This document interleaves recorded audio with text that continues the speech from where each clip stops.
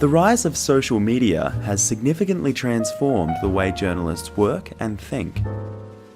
Digital media like Twitter and Facebook, with its instantaneous nature, allows for news to travel directly to audiences in a way that bypasses the traditional avenues of mainstream media. Online news has been around well before social media became an integral part of the news cycle. A lot of media companies utilised the World Wide Web for posting their articles to give their readers a different way of accessing their news. But now, social media has given these online digital platforms an additional distribution channel to reach new audiences. By posting online articles to Twitter and Facebook, news outlets have the capacity to reach huge audiences, and in some cases, completely new target demographics. Twitter in particular has had a huge effect on news dissemination. News circulated through Twitter and Facebook is instantaneously provided to readers, but it's not just the sheer speed of news that's changed. Who breaks it, and therefore the definition of a journalist, is also changing. Through the advent of social media, the citizen journalist has emerged, someone just like you or me, that happens to be at the right place at the right time, with an active Facebook or Twitter account who's willing to report on news as it happens. On a large scale, control over deciding what news gets covered and when it's published has been handed over to independent journalists and news organisations. Deciding what's newsworthy has traditionally been the role of the media. A major part of this process is the idea of gatekeeping. Gatekeeping is the activity of selecting which stories and thereby what information is to be published. It's the selection process by which our news diet is chosen, and includes the range of stories as well as the particular views found in a given news piece.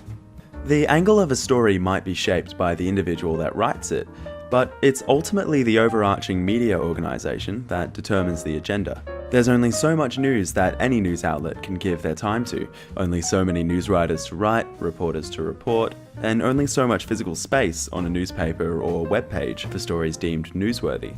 In this sense, traditional news media organisations once played an important role in limiting the vast selection of coverage to a small channel of relevant information. But in the digital age, we're now seeing an expansion in two dimensions.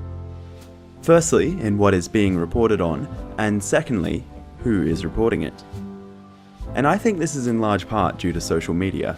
An example of this is the kind of personalised posts that we see being made by journalists. Professional and independent journalists alike can be found tweeting or posting about stories on their personal accounts, posting directly to news-consuming audiences. Not to mention the number of independent citizen journalists who build their platforms free from the mainstream media's agenda-setting protocols. Neither of these examples would exist in the numbers they do, and with such a far-reaching impact, without social media. Social media has allowed journalists of all kinds to bypass the mainstream narrative, leading to a proliferation of diverse and interesting opinions and discourse. But in an age where information overload is a much too frequent phenomenon, is this sheer amount of news dialogue beneficial for society? Does it exist independently of the traditional media, or has it just taken on a new form? Social media has turned this gatekeeping process on its head, for both amateur and professional journalists. But are these journalists completely free from outside influence? Digital media has given everyone the opportunity to broadcast news and their opinions on news to their social media followers, but their stories are still not entirely free of mediation. Every social media post is said to be dependent on a complex set of algorithms that determine how content is distributed to people's timelines. So it seems that social media has not completely opened the gates, but it's definitely broadened the scope of journalism. In a similar sense, social media can be said to not be an entirely distinct media in its own right, but merely an adaptation of old media as new technologies emerge. But it's clear to me that Twitter, Facebook, and other social media have irreversibly changed the well-traversed traditional news media landscape. We've entered the age of citizen journalists, and there's no going back.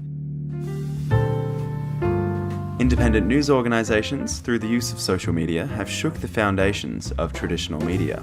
But for all journalists working in the digital age, social media can be a useful tool to bridge the gap between them and their audience. The lack of a broadcast publishing model, instead being replaced by the ever-growing social media approach, helps establish a real connection with the news outlets and their audience.